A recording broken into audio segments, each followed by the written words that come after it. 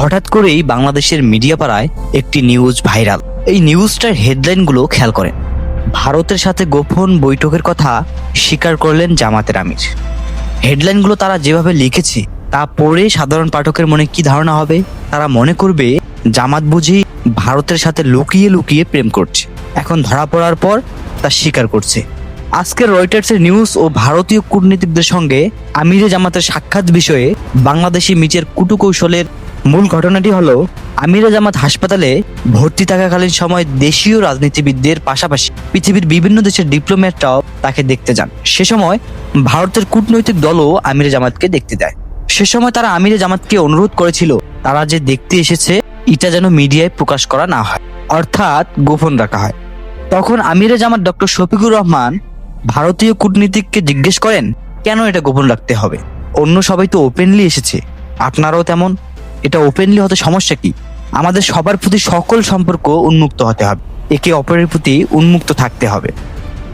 আজ রয়টার্স যা নিউজ করছে তাতে এভাবেই লেখা আছে যে আগামীতে সম্ভাব্য যেসব দল ক্ষমতায় আসতে পারে তাদের সকলের সঙ্গে দিল্লি সম্পর্ক রাখতে চায়। আপনারা ক্ষমতা এলে আপনাদের সঙ্গে সম্পর্ক কেমন হবে এবং ভারতীয় কূটনীতিকরা যে আপনাকে দেখতে এসেছিলেন তাদের সঙ্গে এই নিয়ে কোনো আলাপ হয়েছে কিনা? জামাতের আমির ডক্টর শফিকুর রহমান সাংবাদিকদের এই প্রশ্নের জবাবে বলেন, তার বাইপাস সার্জারির পরে ভারতীয় কূটনীতিকরা তাকে দেখতে এসেছে, কিন্তু বাংলাদেশি নিউজ পোর্টাল কি বানাইছে? ভারতের সঙ্গে গোপন মিটিং এর কথা স্বীকার করলে জামাতের আমির। কি একটা অবস্থা! কূটনৈতিক সৌজন্যে অসুস্থ মানুষকে দেখতে আসাটাকেও গোপন মিটিং বানিয়ে দিয়েছে।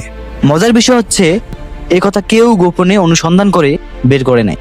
ইন্ডিয়া নিজেও সাংবাদিকদের জানায় না। জানাইছে কে? স্বয়ং জামাতের আমির।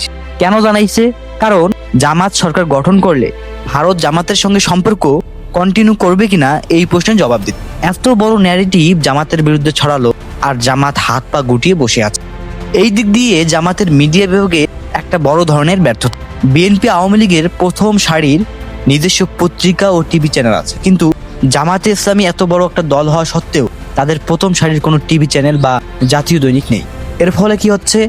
আন্তর্জাতিক মিডিয়া যখন নিউজ করে তখন দেশের হলুদ মিডিয়াগুলো সাবজেক্ট অবজেক্ট উল্টে দেয়।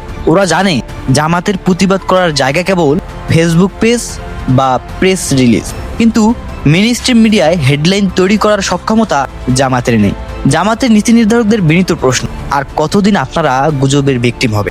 এবার কি একটা শক্তিশালী মিডিয়া হাউস হবে নাকি পরের গুজবের জন্য অপেক্ষা করবেন? প্রিয় দর্শক, এই সম্পর্কে আপনার মতামত থাকলে অবশ্যই কমেন্টে জানাবেন। আর এই চ্যানেলে নতুন হয়ে থাকলে অবশ্যই চ্যানেলটি সাবস্ক্রাইব করে সাথেই থাকবেন।